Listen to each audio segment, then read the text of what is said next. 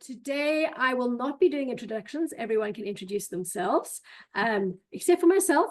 I'm Heidi Domain. I'm the, I don't know, I suppose I'm the admin of VISSA. And our committee member, Robin, is our back of house IT person, plus a few other caps on her head as well. We all seem to do a few things. We don't just have one job. And today we have Siani, Wendy, and Nontobeka who have come to chat to us. But I don't want to do the introductions because we actually want to hear from you yourselves. If you wouldn't mind, firstly, thank you very much for joining us. I'm very glad you all had the time or made the time to be able to come to chat to us. Thank you to the members who are here and to those members who will be watching later. Let's start with, firstly, who you are, which facility you're from, and what you see as the job of a curator. Siani, would you like to start? Thank you. Thanks. Hi, everyone. So yeah, my first name is Siani, and I'm based at the East London Aquarium, not in the UK, in a tiny little town in South Africa, for some reason called East London. So it's the East London Aquarium, and it's a municipal-based aquarium. So I've been here for the last, just discussing it earlier, last 22 years. And for me, my job as a curator would be to get people in touch with the ocean as much and as best possible and as effectively as possible, based on a whole lot of issues, whether it be costs and accessibility. Yeah. So for us, in summary, it's we're your window to the ocean. So we try and be as much of a good window as possible. Thanks. I like that. Thank you. Nontobeka. Oh, hello. Hi. My name is Ntombela. I am a lecturer at the Wits School of Arts in a department called Curatorial, Publics and Visual Cultures. The department's very much interested in curatorial practice, which is a part of a program that I've been involved in developing. And part of that is a passion in producing exhibitions. I'm interested in exhibitions that tell history, particularly through visual arts. Thank you. Wendy. Hi, everyone. I am Dr. Wendy Black. I'm the Chief Curator of Art and Social History at Iziko Museums of South Africa, based in Cape Town. What does a curator do here? Well, a bit of everything. So for me, the job of a curator is to do real meaningful and appropriate research on vast collections that the museum holds. But also to find new ways to share those narratives and that research and tell interesting, inclusive, and connecting stories to a broader public that links heritage to everyday life. Wow, you summarized everything in like 2 sentences. I like that. As you're going, I'm thinking, okay, tick that word, like all the little keywords, tick, tick, tick. So basically, I went onto Google and did a bit of an AI search. And they were saying the curation is the actional process of selecting, organizing, and looking after the items in a collection or exhibition. But then it also said it's actually the selection, organization, and presentation of content, which is what was left out before, was the presentation. So presentation of content, merchandise, information, artifacts, typically using professional or expert knowledge, which is something I'd also like to highlight, because not just everyone can be a curator. You do need some sort of background, you do need some sort of knowledge. So it's not necessarily a curatorial degree, but what do you need to be a curator and a good curator? Nontobeka. Where should I start? What do you need to be a good curator? Curiosity, a desire to ask questions, to really ask questions of things that are not always new, but perhaps things that might trigger or draw revisitations in a new way. I always think of exhibitions as as a thesis or as a question. You bring a set of things together and present it in ways that should be about providing new knowledge, new excitement about how those things come to be together, but also not necessarily providing answers, allowing people to produce answers through their own subjectivities. So a good curator would be, someone who's interested has a curiosity to ask a series of questions, present things that prompt other kinds of curiosities and other people to be equally as curious. You can present almost anything, but it's in the how you make that visible for people to come out of it being curious themselves. I love that. Instead of curator, I think you should become a curiositor.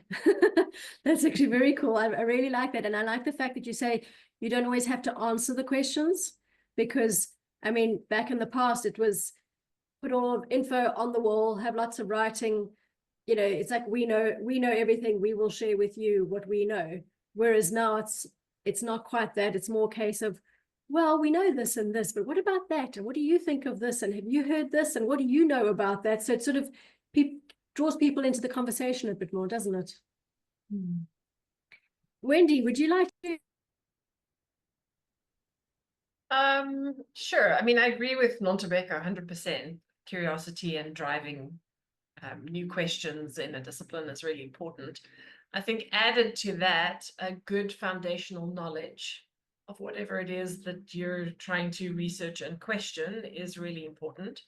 And I don't mean academic knowledge specifically. I mean, today curators are often required to have a PhD, or at least working towards one. But curatorship is more about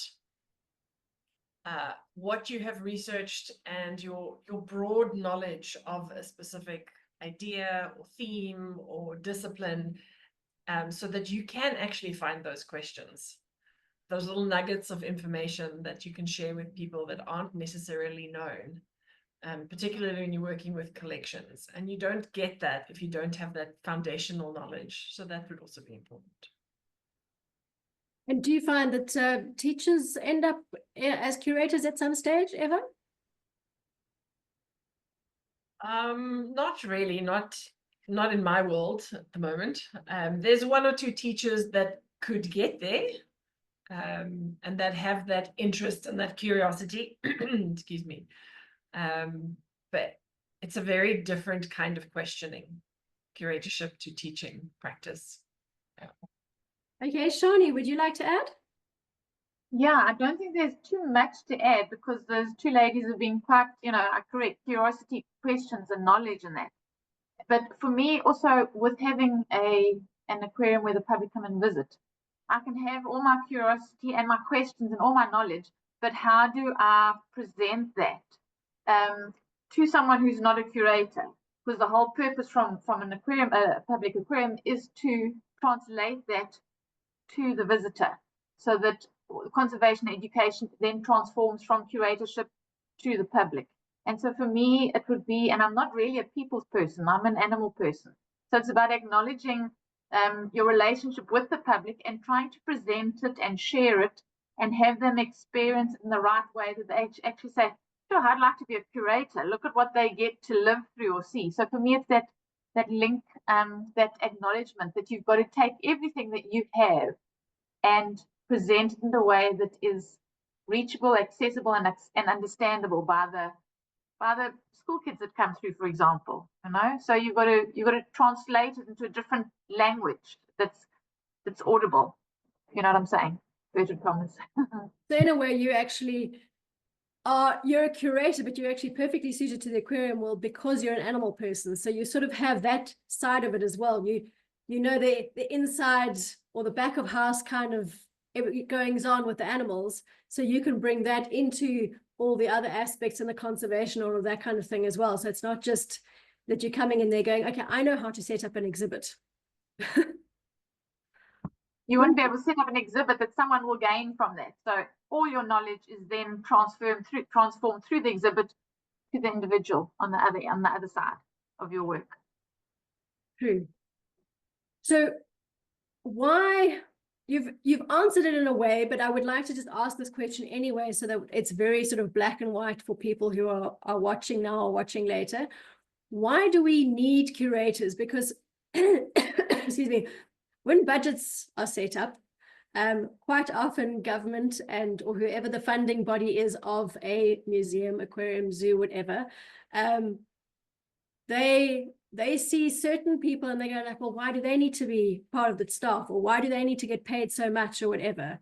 Why do we need curators? Wendy, would you like to answer that? You're on mute. Sorry, there's a horrible noise outside my window, so I put it on silent. I said I could take a stab. In a museum environment, curators are very much aware that although we're quite high up on the food chain, collection managers are the real meat of a museum, because they're protecting the heritage that needs to last for future generations. But curators are the ones who translate an object or an idea into what the public absorb. And without that, you're never going to get feet to the door. You're never going to get that connection between the public and heritage, for example. So curators become key in sharing that knowledge. Otherwise, we'd just be storerooms full of beautiful things that no one gets to see and no one gets to understand and appreciate. Yep. And your collections managers do what? So they are the protectors of the collections. So they are making sure that they are kept safe in the storerooms, they are catalogued, they are the ones who put everything on the database, they're the ones that digitize for us. So they're doing the groundwork for protection of the objects, whether they're artworks or pohos in a jar or archaeological specimens and all sorts of things. They're the ones who are really protecting it, and then we're the ones allowing research and access and providing that information to everyone else, the world. Okay, so you're the ones allowing the sharing and making people caring, whereas the others are making it available, but it's not so sort of speaking to anybody. Yeah, it's just protecting it and making sure that those objects and artworks, etc., are lasting in perpetuity for future generations. The curators aren't involved in that. So it's conservation, preservation, and care as collection managers. And then knowledge sharing, research is a curator. Thank you. Good summary. Nontobeka, would you like to add why do we need curators? You're obviously educating the future curators. Why do we need them? Sometimes we don't. Yes, when they're having I mean, I think it. Pardon? I was just saying, when they're having a bad day and they're not really being what you want them to be, then you don't need them anymore. I mean, I think like every industry, there are different people involved in the making of an institution. And in that light, to have an institution that's fully realized, you have to have people taking care of the different needs. I think Wendy has put it in a nice way, is that the knowledge carriers are there to make sure that the collections managers or the conservators are doing the work of keeping the collections in good states. And here you then have people who have the other task of making sure that the presentations of this are realized in their best way. I mean, I think that you need curators because they sit in a place where, what I often talk about, the triangulation of the work of the curator, where you have to be looking after three aspects of an exhibition being realized. One is the public, your stakeholders, people who have an external interest to the institution and who get to experience the institution and what it has to offer. But you also have to, the other part being the institution and its objective, its mandate. you have to make sure that that relationship between its stakeholders, whether that's the public or its funders, and its own mandate are managed. And of course, the third part is the artworks or the objects in this case, where you have to then make sure that the experiencing of that is realizing the institution's mandate, is realizing the public's interests. And it's all these three sort of aspects that as a curator, you've got to make sure that there's balance. There's no point in putting an exhibition together where the public is not necessarily able to engage with it or find intrigue or expand the way that knowledge is being shared. Similarly, the institutions and its objective, every institution has its intentions and different collections, and they have to present those the best way.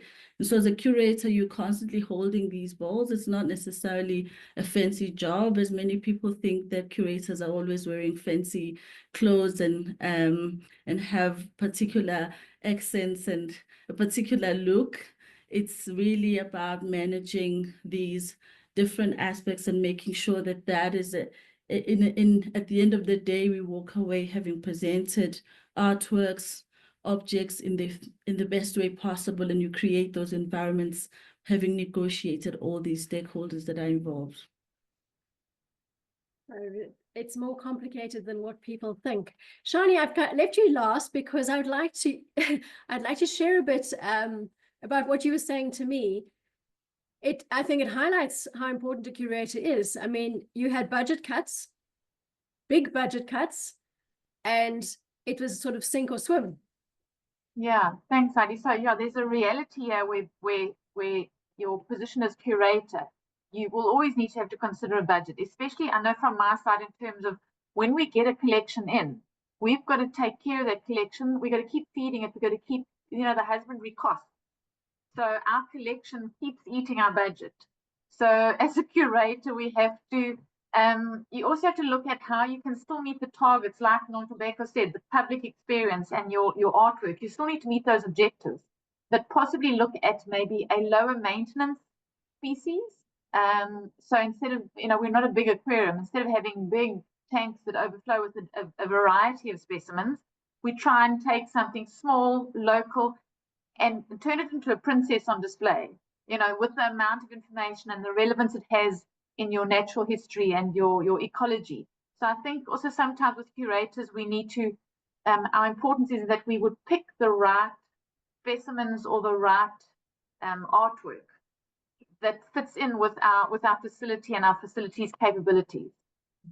Because you look at the entire ecosystem, we would all like to display the entire ecosystem, but you actually need to take samples from that, or in our case we do take certain samples of the ecosystem, plant, bird, reptile, and take a sample of everything. And I think the curatorship of that is important, because the sustainability of your facility could also rely on that.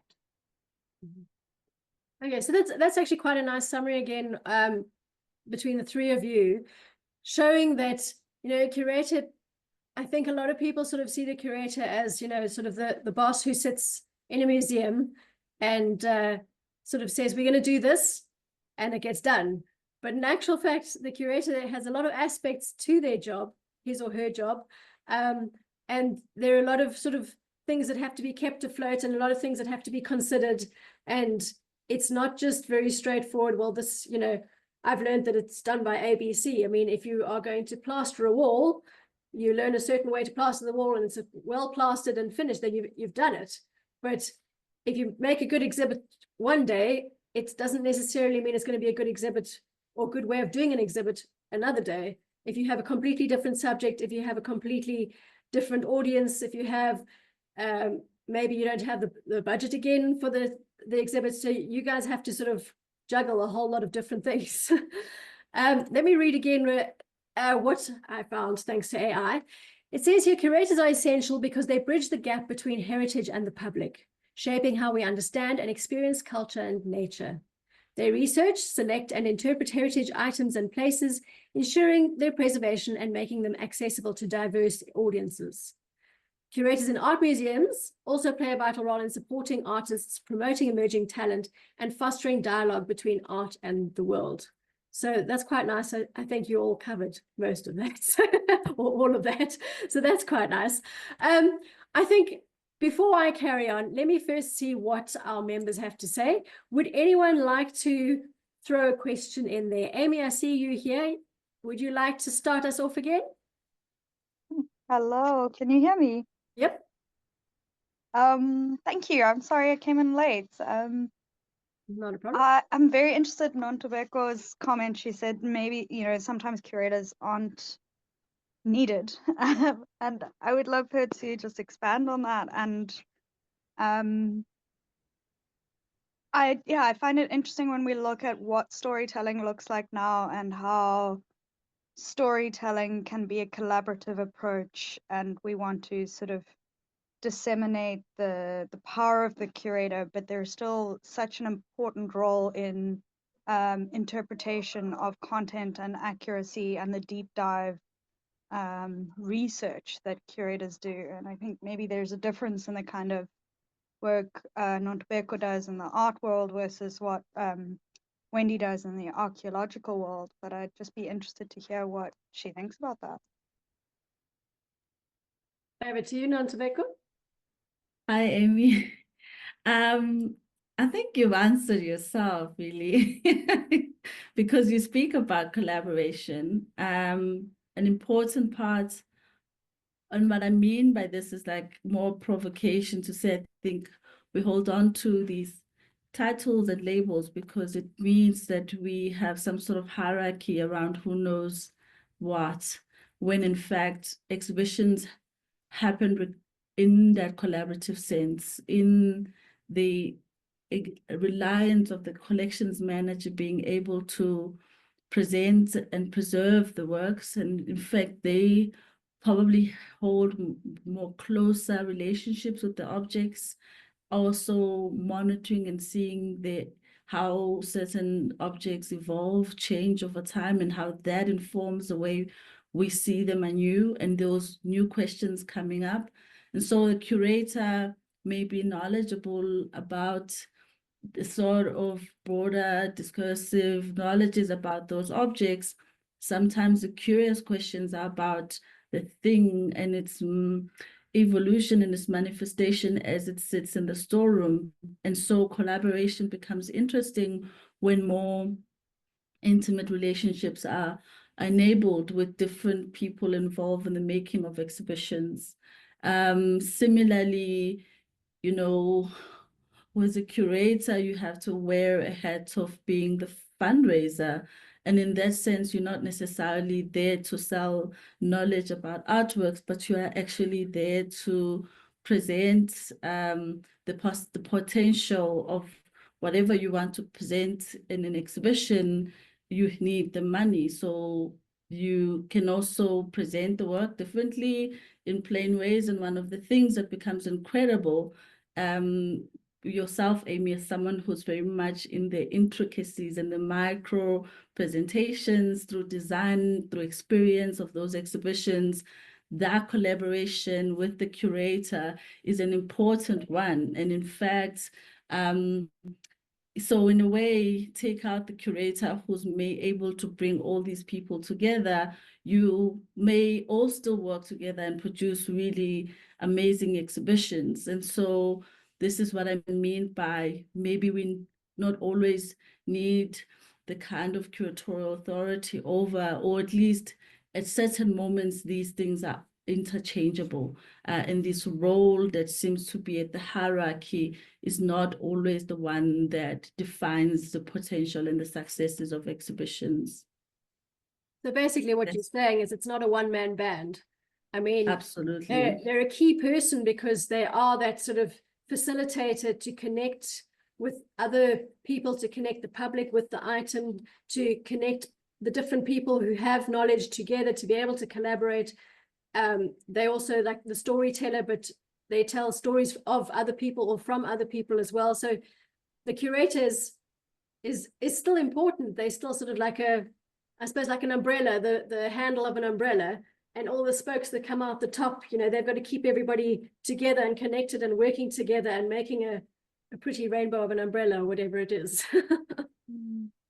Absolutely. found- And my sense is that, you know, oh, sorry, Amy, you were trying to say something? No, go for it. No, in the sense that I was saying, the title might be something that gets suspended here and there. You know, that's my provocation by that. Yeah. I'd be interested to hear what you think, Wendy, around that, because I'm privileged to be around radical curators, I think, who don't hold on to their titles, or at least their egos don't get in the way of the work of decentralizing storytelling. And I find it very interesting that how we move in museum practice shapes how that role of curator changes, to in some ways facilitator, but I think you speak very well about it, Nonto. Sorry, everyone. You speak very well about it, which is you hold the integrity of things. And I think, Wendy, in my experience of working with you, you can often just hold, you can let people run with stories and the visitor experience and have the educators put a huge effort and influence into how and what that story looks like. But ultimately, you know when to say no. You know when that is pushing it too far, or whether that's not going to be accurate or relevant or hurtful or perpetuating the wrong, whatever it is, stereotypes. And that comes with a knowledge that gives me great peace in not having to know, because each of these are slightly different in every space you go to. There are some overarching universals, but there are things that you only know as a curator in your field, and you get to be that deep dive researcher. But it's very exciting to see where curators are going and how that hierarchical sort of colonial mentality has shifted as our practices have shifted and our necessities, I suppose, have shifted. So Amy, is your question to Wendy, do you feel that the curator is always necessary, or is it possible that the curator can just become part of the group, or what is your question? It's my question to all curators as someone on the other side who's part of the making team. At what point do you stop collaborating and put your foot down? And at what point do you see yourself as the curator? And at what point is access about collaboration and holding space? And as Nonto was saying, being the advocate for, whether it be in the funding phase or in the research phase, being the advocate for the project. Wendy, would you like to answer that? Sure. I actually think I can answer that quite well with the other question that's in the chat that's also directed at me. Asking about the comparison of curators and teachers' skill sets. And the way to do that is to sort of break down what we mean by teacher. And just off the top of my head, I think there's like 3 different levels of teacher. So there's the school teacher teaching the youth of a country, trying to share their knowledge that they have learned and with their skills, and coming to a museum and being faced with a curator who can provide additional information, which they don't necessarily get at the school. So in terms of that relationship, the skill set of a teacher is less than what a curator would have because of this deep dive that curators tend to do. And we have the time mostly and the capacity and ability to deep dive and understand the depth of questions that kids might have and teachers might not be able to provide that. The next level is sort of at university level, where you've got lecturers, also talking to young adults, trying to share a different kind of knowledge than they have experienced at school. But also the lecturers aren't all like Nontobeka, for example, who straddle that curatorial and lectureship. And I can only speak about this in my experience, where I've worked with academics trying to deliver exhibition content. And when to put your foot down is when it's just too much that the public are not going to be able to absorb those concepts.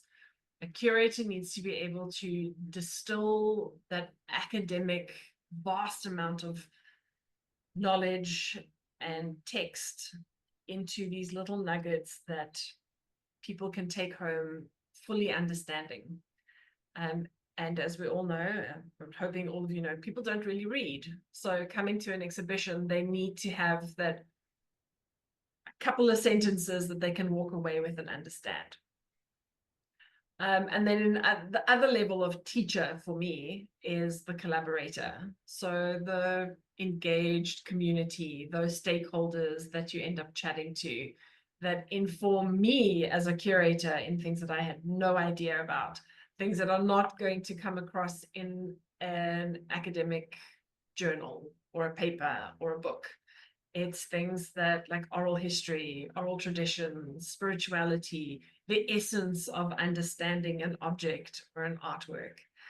And that kind of teaching and knowledge sharing, yes, it goes both ways, but the teacher for me in that is being able to absorb that information and translate it into understanding an object and then distilling that and sharing it with the broader public. So there's multiple layers of teaching and skills that are required, and the curator sort of stands in the center of that. Like I really love your umbrella, Heidi, that you were saying. So the curator is that central component, taking in lessons from where it can, sharing lessons where they can, but then ultimately absorbing all the information to translate in a very meaningful way to a very broad and diverse public. So for example, at Iziko, we've got international clientele, we've got tiny kids to grandparents, all coming to try and understand a little bit about South African heritage. And we have to be able to share that in a way that across the board, everybody understands. I think that might answer Amy's question. I think it does, and I think it answers many other questions too. Well, thinking of all the comments that have come through, well, let's first see, is there another question? Is someone else wanting to? Maybe Sharon, would you like to answer? Or Bronwyn, you're new, would you like to answer something? Ask something, sorry. Hi everyone. Hi Heidi. Yeah, so I haven't joined these before, so I am new to this circle, but maybe just a quick little background. So I'm actually curating a biodiversity center at the Lafalala Wilderness, largely an outdoor education space, but we're providing indoor exhibits which enhance the outdoor learning that is very much linked to the CAPS curriculum, but isn't using your typical museum style. We're using a lot of 3D printing and a lot of plywood and a lot of more natural pieces, as well as some artifacts, such as, you know, digging sticks, board stones and things. So it's quite a broad range of what we're covering. So we've sort of gone through the design phase. We're now in the sort of production and installation phase. We haven't actually started utilizing anything. So I mean, my main questions at the moment in my head are all around, I guess, the budgeting from a maintenance and a refreshing point of view, and how often we should be looking at that, and how do you even begin to budget for that when you don't really know what's going to work, what isn't. So I'm not sure if it's not really an easy question to answer, because it's also dependent on, I mean, where Siani's got a aquarium, it's going to be very different to artworks, or the Iziko, which I know quite well. So I'm not sure if anyone can give me some advice in it. I think seeing as Siani's had major budget cuts and really had to be quite creative with the small amount she's got, I think she's probably the best person to answer a question about budgets. Okay, shall I give it a go? For me, because our budget is our future, and we go down with our budget and up with our budget, we don't try and display big. We try and stick with basic. We try and be a personal facility. So you come more to be part of the family and see something than to like be stranded and see something big. So we've acknowledged the fact that small is still relevant. We get some fantastic species in. They can be small and they can be easy to keep. So we've told ourselves not to be ashamed of our size. And when you don't aim too high, then I feel like you can get places with that. And also sometimes simple, and it's easier to go away learning one definite thing than 10 maybe. So I would look at quality and not quantity. And that would always fit into a budget. If you're looking at anything with quantity wise, I think you're gonna struggle with budget. And then also be open to learning. So see where people are not really, or what groups are interested in dusting sand and coming up with a fossil. If you've got a paintbrush and some sand and something buried. Yeah, and I think it's just a case of growing. Look at your clientele, look at what the gaps are, and keep asking the public questions. And then whatever they are lacking, or whatever you can see you can add, just it doesn't have to be large scale. For me, we're a representation of the entire ocean. If I try and match the ocean display on land, I'll never get there. I will never sleep. So for me, it's just quality versus quantity. I hope that helps a bit. Yes, it does. Thanks. And so did the sort of asking the public side of things. Ours again is a slightly different situation, but we can definitely do that as well. Oh. I think maybe something else that might be connected to that and would sort of help you out is the question of accessibility. Because obviously you want to be able to be as accessible as possible to as many people as possible. Obviously, when you design an exhibit, you can't always cater for absolutely everybody. But Wendy, would you like to maybe say something about accessibility and curatorship? Sure. Accessibility all depends on your audience. You said you were at Lapalala, hey? So I don't know what kind of audience visits, and it also depends on numbers. But accessibility, everything from language to disability access becomes really important. Language is really tricky. It's also about the context of language. So you'll write something in English and ask someone to translate it, and they'll translate it verbatim. And the context of the story that you're trying to tell is often lost. So there are tricks to adjust for that. So that kind of accessibility is important, but also just accessibility to what is on display. People are very visual in my experience, and they like to touch things and they like to interact with things. So the less you can put behind glass, the better. Keeping in mind that because people are going to touch things, things are going to break. So making them as indestructible as possible. And that often means not necessarily as digital, and going to kind of old school manual manipulation of things works very, very well, particularly with certain audiences. And if you're looking at maintenance and continuous delivery over time, I mean, you never know what's going to happen. Stuff is going to break, things are going to happen. But what was already said about conversations with the public and keeping an eye on what is the most popular, that's where you can update to have that continuous delivery. And always have a service agreement with someone doing maintenance for your exhibition. It saves you a lot of time. And it's very, very helpful. I like that. I think that's one of the most important things, is making sure that when that amazing thing suddenly doesn't do its amazing thing, that there's someone who comes quickly to make it work again. Thanks, Bronwyn. Thanks, Wendy. Jenna, would you like to ask something? Step out into the digital world. Sure, I'll turn on my video. Hi, yeah, I'm coming from the storytelling side. It's been fantastic to listen to the curatorship side of collections. It's fascinating. I'm particularly interested, I guess, from a storytelling perspective. Is there any times that you involve your audience, your visitors, in the process of curating and kind of co-creation and projects. Yeah, is that something that comes up, connecting people with their heritage, connecting people with the content of the museum or institution that they are visiting?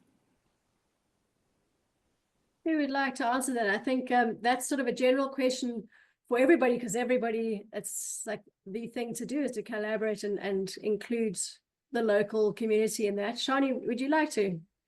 Yeah, I don't mind giving a little example, but going back to the fact that we are restrained with our budget. When we are wanting an exhibit, we almost try and exhibit what we're actually doing. So for example, where we hatch brine shrimp to then feed to some of our specimens, we will actually put the brine shrimp exhibit, the hatchery, which is actually our behind the scenes work. We'll put that up front. So the public can actually see what happens behind the scenes. So for us, it's not really storytelling, but it's the story of how we do our work.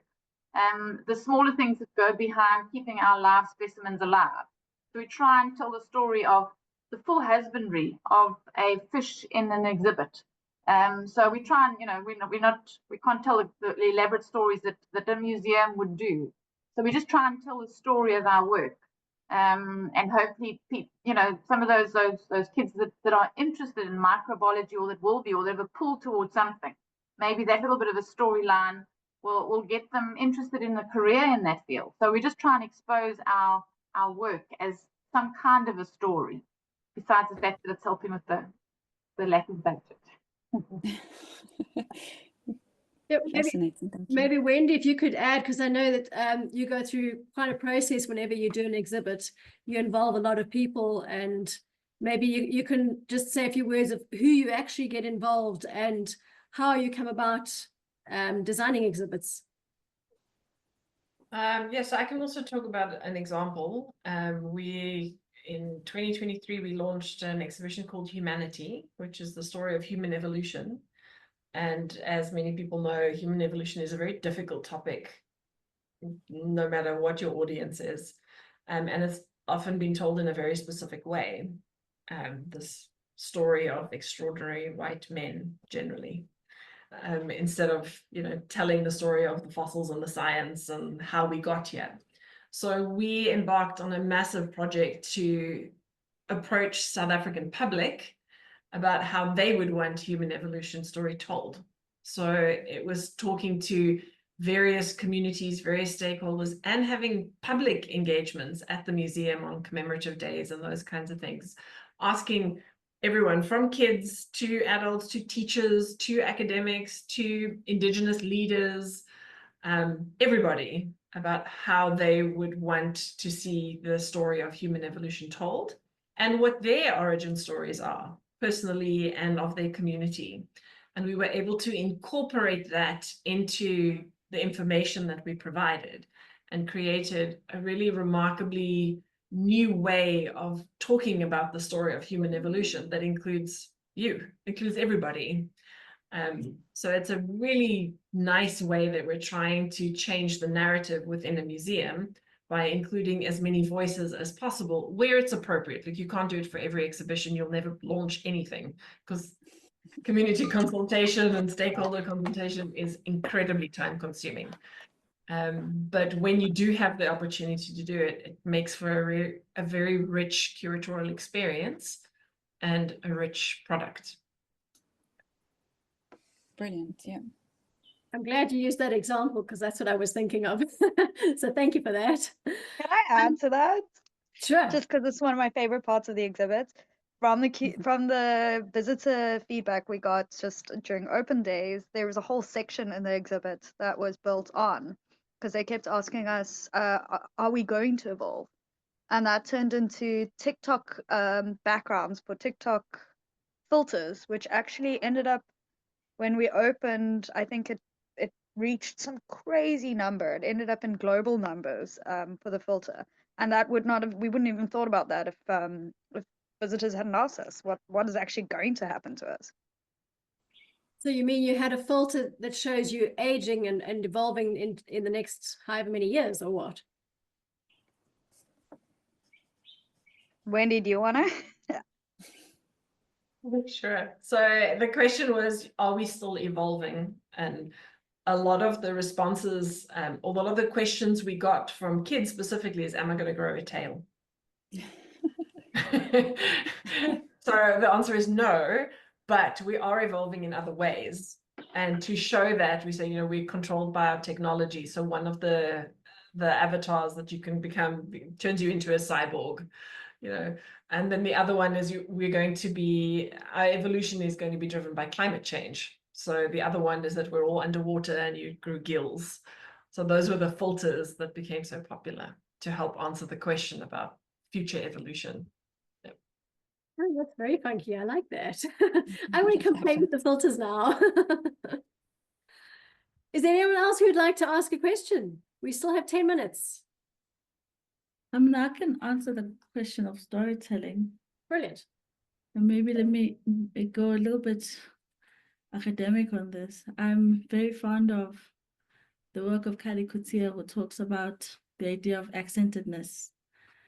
And Curator was interested in how accents are not just the way we speak, but the way that we tell stories from multiple points of view, moving away from the idea of the story always being told from the victors and thinking about what happens when those conflate.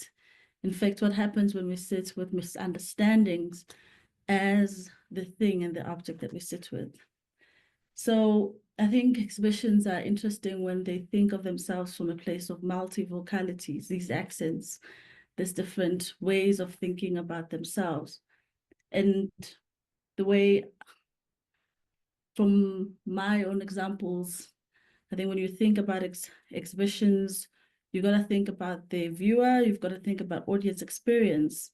And when you place that in the storytelling, you begin to engage with the exhibition, not from this knowledge hierarchy, but also thinking about what is the experience of someone coming from, and back to the question of the teacher versus the curator, is that the teacher in the classroom is sitting with an audience that's predicted in this level of thinking, whereas a curator has to think about different audiences that may come from different interpretations. And so it's for me quite been valuable to think about this idea of accentedness and always thinking of yourself as a curator, not the one giving answers. And in that sense, how do you bring in the owner of the work and them telling their own story? How do you make sure that that telling of the story through educational material is fed back to the audience being able to engage, participate, interpret, and give their own interpretation? And through what we don't often invest in South Africa, educational tools that make exhibitions far more engaging, especially for those who are of a younger age. And of course, we can't really fool ourselves in saying that we reach everyone in the same level and in the same kind of success level. But in a sense, you have options of saying, if I'm thinking of educational tools, if I'm thinking about wall text, and if I'm thinking about these different audiences that are coming in, how do I make sure that the exhibition at least taps into these different audiences in ways that they become part of the exhibition? So I think storytelling is something that needs to be thought of in multiple accents, and thinking about how to tell those stories at different tools that you use. I love that. That's what I love about panel discussions, is that it sort of flows in all directions and you get sort of deeper and deeper into everything. Would you all three like to maybe give a final summary of what you feel is the importance of curation? Maybe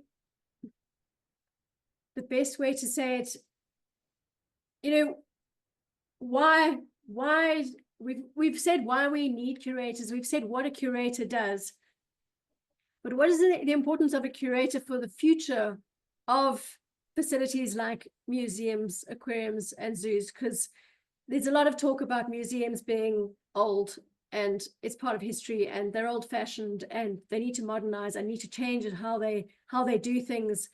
And do we really need museums? So in the future, whether it be tomorrow, 10 years from now, or 50 years from now, what is the importance of curation now that's going to make the future better and helpful for the public? Siani, would you like to start? Okay, sure. So I think for me, in summary, your curatorship should, not necessarily in the short term, but medium and long term, you should be able to recognize your natural heritage far stronger than what you did.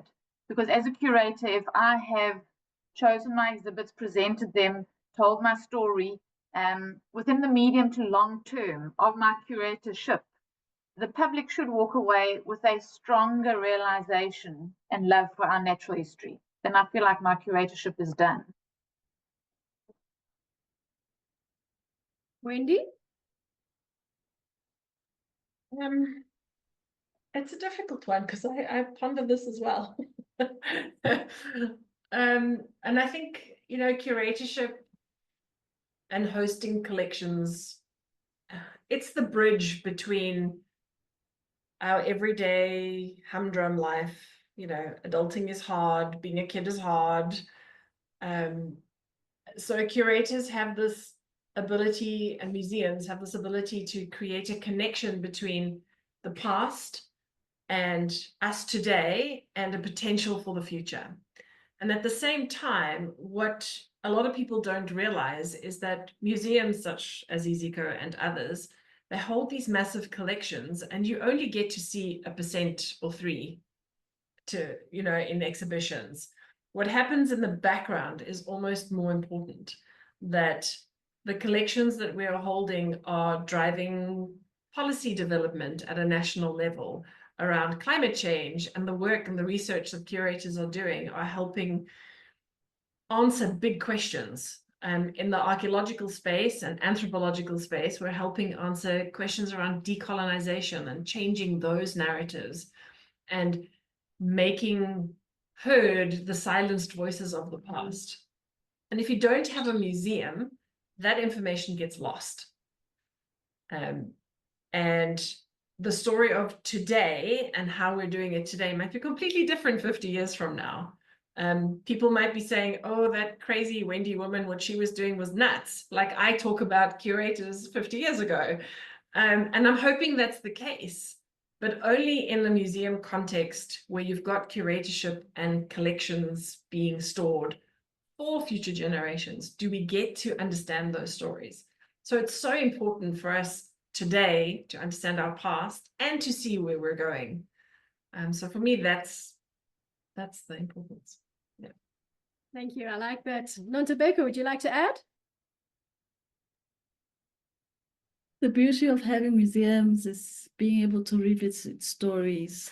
Our history as a country is such that there are stories that are too shameful for us to repeat, but we have an opportunity to go back and engage and give voice to content that, or people whose subjectivities are perhaps hidden. And so to have these institutions enabling those potentials allows us, as my fellow panelists have indicated, it allows us to go back and be able to engage with the possibilities of to future differently, to humanize differently. And so when, as a curator, you have this role of putting out the story, whether you're working with contemporary content or whether you're working with historical content, it is a huge responsibility to respond to the now, to respond to the history. Even if it's contemporary work, it's always in relation to who gets to be represented and how do you put the place of care and how that representation is responding to sometimes the political moment the social moment. And so it's our roles are really a big responsibility and a heavy one sometimes, because you have this big responsibility to use the platform of the institution to better human the future. Thank you. All three great answers. And we have one last question, if everyone wouldn't mind staying 2 minutes longer. I think it would be quite a nice one to answer. The question is, how do you monitor your success in whether your curatorship has been a success and the message or connection has been taken up by your audience, especially if your audience is a once-off visitor? Who would like to field that question? Don't all put your hands up at once. I feel like I'm talking too much, but I can go. I mean, I think I'm coming out of a very long, exhausting exhibition. I think maybe next year I will speak differently. But for now, I think my experience has been there are different ways as curators are present in the exhibitions. We observe our audiences, sometimes through walkabouts, we witness our audiences. And then I'm less so interested in saying the quantity of numbers of people coming to the show are indicators of success, rather those intimate conversations, those moments of a walkabout, that one audience that is showing interest and is responding back with a smile or a nod is an indication that the communication of the exhibition has been successful. Those questions sometimes being hawked at the corner by a curious member who's interested on what the exhibition's about are indications. To measure the recent exhibition has been incredible to see how many young people on social media. From the Iziko perspective, I watched this from afar, but it was interesting how young people were responding to an exhibition of very old artists and responding with the kind of personalized and a subjective comment in a way that they see themselves in that exhibition. In the same sense, you have young people coming in over and over and again to kind of engage with the exhibition.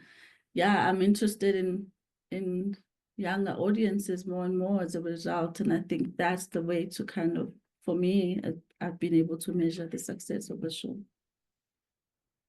Right. Thank you so much. Wendy or Siani, would you like to just add to that, or two one-liners? Yeah, I'm happy to add. From a live animal facility, I find that I actually don't know how to answer that question because I don't know how to exactly measure. Because what we do is we promote behavior change. That's what conservation education is about. And it's so difficult to measure that behavior change. So I think from a small aquarium side, we're just doing everything in hope that there has been behavior change, but it's also very difficult to measure that behavior change. It's almost like something you measure in hindsight. So yeah, not so easy from my perspective from a public aquarium. You do what you do and you're hoping that there is some measure out there, even though you can't see it. So it's a tough one, because with social media, shopping online, people become more evolving in a way that it's about taking more, ordering more, buying more. And here we're trying to say, please use this, please use less, change your behavior because things are happening. So we're a bit lost as to how much of an impact we're having. We're just holding thumbs and doing what we need to do. Sounds crazy, but that's where we're at from an aquarium perspective. Thanks, Siani. Wendy? Yeah, the first thing that came to mind when you asked the question is, well, I know I've done an okay job when I get fewer complaints. People are very quick to complain, they're not very quick to compliment. But my experience as a curator is very similar to Nontobeka. Yes, we do walkabouts and we do tours, and those engagements are great, especially with you and we have curious visitors. But what I love doing is going into the exhibitions I've curated without anybody knowing that I'm the curator, and just eavesdropping and listening in and hearing deep conversations about a topic that we haven't answered, but hearing a debate between students, or arguments in families, or a mom telling their kid how excited they are about showing them something. That's how I know we're on the right track and we're doing a good job. I love it. Oh, thank you so much. I really, really am glad that we spent the extra few minutes on that question. Thank you, everybody, for staying for the extra few minutes. Siani, Wendy, and Nontobeka, we really appreciate your time and your knowledge. It's so nice to sit for an hour and know that you've actually done work, but it's been super interesting, and you found out points of view from other people. And I think we all better off for the information we got today. So thank you for your time. Thank you for coming. I hope everyone will join us again next month. And there is also a workshop coming up soon. I can't think of when it is at the moment, on visitor studies and evaluation, where you would be able to learn more about all of these things and trying to figure out how to see if your exhibit's been a success or not. And yeah, the long-term behavior change is not an easy one to check on. But hope to see you again soon, and thanks for joining us, everyone. Have a great day. Thank you all. Thank you, Heidi.